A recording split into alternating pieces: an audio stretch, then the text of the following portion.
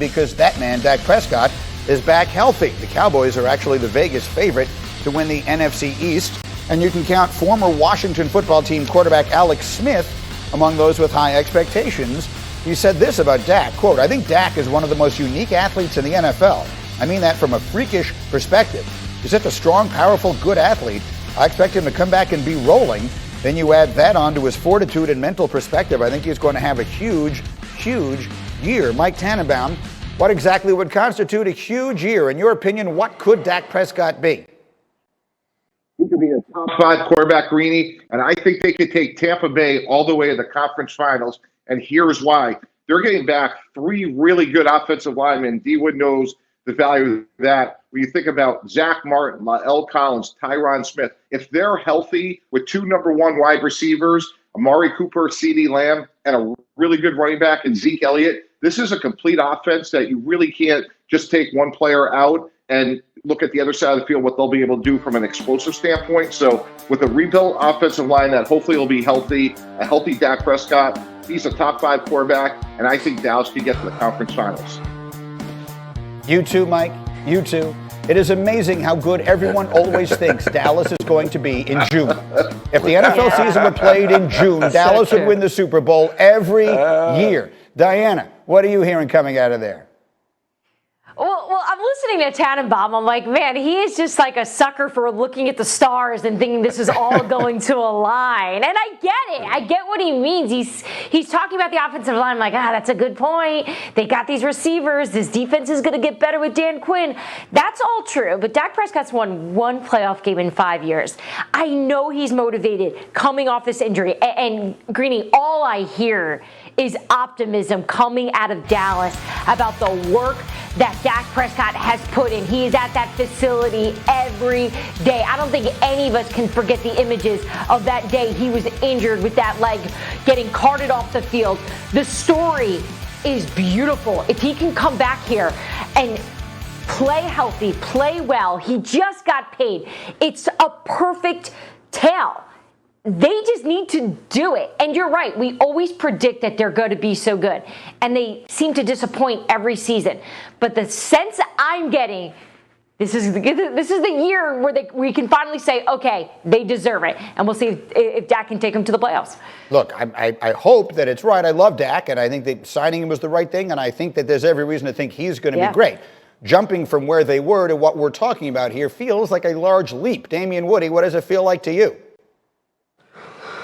Feels like Dak is going to go off this year, Greeny. Think about this. You're Dak Prescott. You got a couple things going for you. Number one, no more contract discussions. You know, that's been the talk for the past, 2 or 3 years when it comes to Dak Prescott. Now that's behind you. That's a big mental hurdle, okay? Then number 2, like Mike Tannenbaum talked about, you're going to get 3 big pieces along the offensive line back. That's huge because they represent the identity of the Dallas Cowboys. Dallas Cowboys want to beat you up front. They want to run Zeke Elliott, let Dak push the ball down the field to those wide receivers, and they're going to keep that defense fresh because they're going to be able to control the clock. So, listen, I'm not picking the Dallas Cowboys to win the Super Bowl. I've been burned by them before. I'm not doing that again, but I think they win the NFC East and they make some noise in the postseason. To be clear, Mike T, they play the Buccaneers the first week of the season. The season opens Dallas at Tampa on that Thursday night. You're saying you believe the last game of the NFC season could be a rematch? And that rematch will be in Dallas because when Dallas beats Tampa on opening night, they're going to have the inside track for home field advantage. So absolutely, there's a great ribbon on this discussion. I can't take it. I don't even know what to say. I love it. It is unbelievable to me. Every single year we have the same conversation. Oh, the Cowboys are going to be great. Clip your tickets right now. Go ahead, D-Wood. No, I was saying clip this off. Save this because we need to see this later on in the year. I definitely want to see this one. Beat Tampa on that Thursday night. All right, we will see what winds up happening there. Meanwhile, I can show you somebody who is red hot right now. You want to see Showtime? What a night for Ohtani in the Bronx. Roll it. Ohtani crushes one deep right field. Goodbye. Welcome to New York, Shohei Ohtani. The Batman has arrived in Gotham City. 26th home run. Look how far that baseball went. The big show, not too big for Showtime. The dude is on fire, including last night. Ohtani has 9 home runs in his last 12 games. Winning the Super Bowl, Tom Brady has kept himself very much in the spotlight this offseason. Last week, his episode of HBO's The Shop aired, and in addition to talking about a team that snubbed him in free agency last year, which got a lot of attention, Brady also said this about how he handles press conferences. He says, "What I say versus what I think are two totally different things. I would say 90% of what I say is probably not what I'm thinking, which is challenging. I usually say the opposite.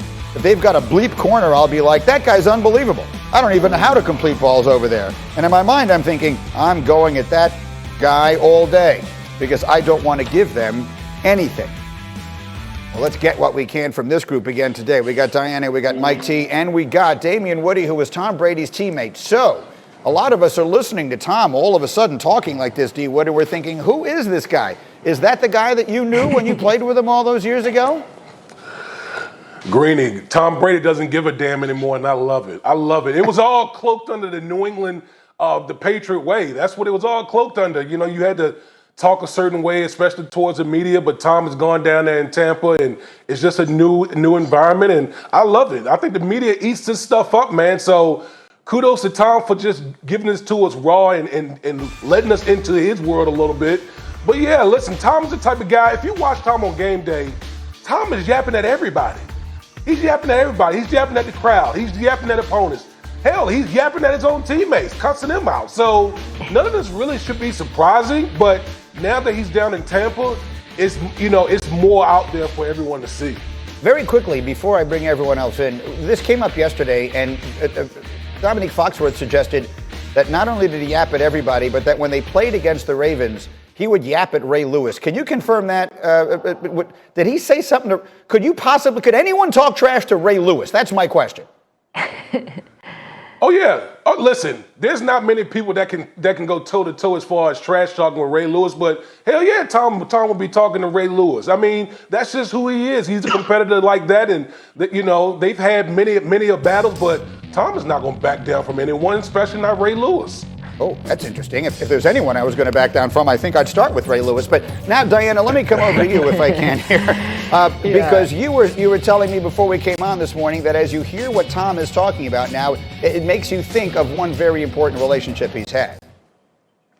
Yeah, I feel like I'm just sitting in a Bill Belichick press conference, right? You guys have heard clips of it. You've read clips of Bill Belichick. They do the same thing all the time. It's the New England formula, and Damien was taught it as well. All you do is pontificate and compliment the other team, the opponent. You just make crazy comparisons. You say the guy's the best guy you've ever seen. He's the best defender, the best quarterback. Granted, you never hear Bill Belichick compliment anyone on his own team, except maybe Cam Newton at this point. But Tom is just doing what he was taught. Belichick is the master at this. Anyone that's been connected to the New England way, whether it's coaches or players, they all rip from the same playbook that Bill Belichick does, which is just love up everybody around you, get the guard to come down of the opponent, and then you go in for the kill. It's all psychological warfare. So as Mike T, if you're taking on the personality of your coach, then maybe it makes sense that as he is in his new place with his new coach, we're seeing a new Tom. There's no question about it. And I think, as D. Wood said, we love this bravado. It's authentic. It's really who Tom is deep down inside. He is a world-class competitor, and Bruce Arians is not afraid to say, hey, yeah, we're favored to repeat, and just watch us. Here we come. And I think what we're seeing with Tom is there was probably many reasons he wanted to leave New England after such a long time, and now it's manifesting itself. We're seeing it publicly. We're hearing about it privately to teammates, and I think it's refreshing because this is authentic Tom Brady, and I think this season's going to be interesting. It could be his last season, and this could be a lot about his legacy moving forward. Fascinating, because the one thing about the Patriots, and they win all the time, but everyone says, I don't know how much fun it is being there. Does anyone